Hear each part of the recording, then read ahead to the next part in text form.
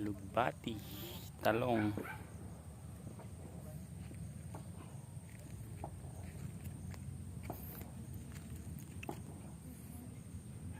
Yan. Ganyan po. Yung mga unang ani talaga, dapat anihin para mas dumami pa yung bunga. So, sa ibang bansa nagpupruning sila eh. Tinatanggal yung mga dahon na yan sa baba para mas tumaba. Para yung sustansya ng lupa dito, direct na siyang aakyat sa taas. Kasi pag may mga sanga-sanga dito, so masyado maraming sustansya yung kailangan, dadaan pa dito. Pero kung wala na tong mga to, direct nang pupunta sa bunga. Farmer ito. Ate, akit kayo, magpapabili na ako ng alak.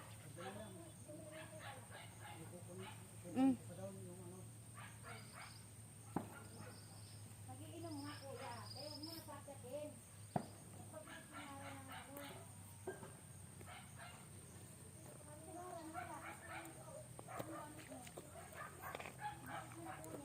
Yun. Wala na. Dalawa lang. Okay, ito ang mga garden ng aking kaibigan si Ate Love Love. Kasi yung talong namin bulaklak pa lang. Kaya ako ay nakikiani ng talong ng may talong. Meron dun eh, ani na niya eh.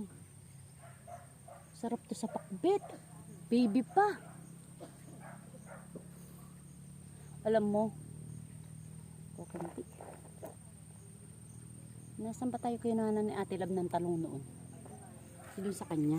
Yun. Doon sa kabila. Uh-uh. Ay, hindi na yan. Ang laki oh. Binhi na to, ano?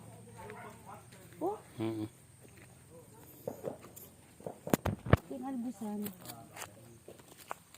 Wala na, dahil.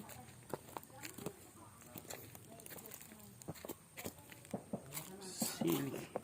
Marami rin to. Mara, alak ang bibilhin. Ikaw na bahala. Maraming talong doon, Mara, oh. Sabi Pero ko- nakukuha. Ikaw na bahala. Nang. Kasi kumuha ng suso, diluto, pulutan eh. Oo, sarap nun. Kala ko kukuha ka dahil nagdala ako ng pakuan eh. Isang palo Ano eh. to?